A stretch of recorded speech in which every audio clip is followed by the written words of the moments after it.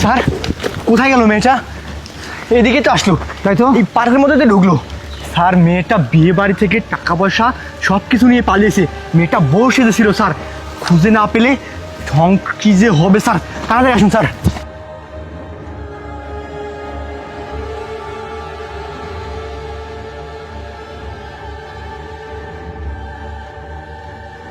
এই মেয়ে, এই দাঁড়াও। তুমি একটু আগে এই পার্কের মধ্যে একটা মেয়েকে দেখছো? মেয়েটা লেহেঙ্গা পরেছিল, বিয়ের আসর থেকে আসছে, দেখছো কি? না না স্যার, আমি কাউকে দেখিনি তো, আমি তো এখান দিয়ে যাচ্ছি। কি বলো দেখে নাই? তোমার মতো এইটুকুই দেখতে, ঠিক হাইট এতটুকু হবে না স্যার? হ্যাঁ এতটুকুই। Same to same. মেয়েটা লেহেঙ্গা পরেছিল, বিয়ের ওড়না গায়ে ছিল। না না স্যার, আমি কাউকেই দেখিনি, দেখতে পারতেছেন না রাস্তা দিয়ে আমি একাই যাচ্ছি। আরে আপনারা দেখুন অন্য কোথাও। পার্কের মধ্যে ঢুকছে, 10 মিনিট আগে এদিক দিয়ে আসছে, আসার পরে আমরা দেখতে পাচ্ছি না। আচ্ছা স্যার, আপনার হয়তো কোথাও ভুল হচ্ছে। ওই সাইডে, তারপরে এইদিকে কত রাস্তা আছে, আপনারা সেখানে দেখুন। আমাকে কেন জিজ্ঞাসা করতেছেন? আমাকে যেতে দিন তো, বিরক্ত করবেন না। তুমি এখানে কি করতেছো? আমি কি করতেছি মানে, আমি এই পার্কের এখান দিয়ে যাচ্ছি। দেখো, যদি দেখে থাকো আমাকে সত্যি সত্যি বলে দাও, কারণ ওই মেয়েটা বধূ সেজে বিয়ের আসর থেকে টাকা পয়সা গহনা নিয়ে পালিয়ে আসে। ওই মেয়েটার স্বভাবই হচ্ছে এই কাজ করা। সত্যি করে বলো, তুমি এখানটাকে দেখছো কিনা?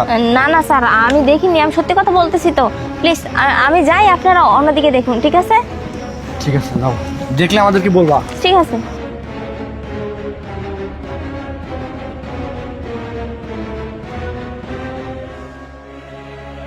ভাই, এদিক দিয়ে একটা মেয়েকে যাইতে দেখছেন? লেহেঙ্গা পরা ছিল, লেহেঙ্গা পরা।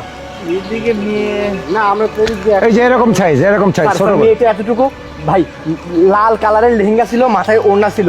হ্যাঁ হ্যাঁ, একটা মেয়ে এই দিক দিয়ে। এই তুই খেয়াল করিস না, আমি দেখছি লেহেঙ্গা লাল লাল। হ্যাঁ, হ্যাঁ এই দিক দিয়ে গেছে, এই সামনে দেখেন।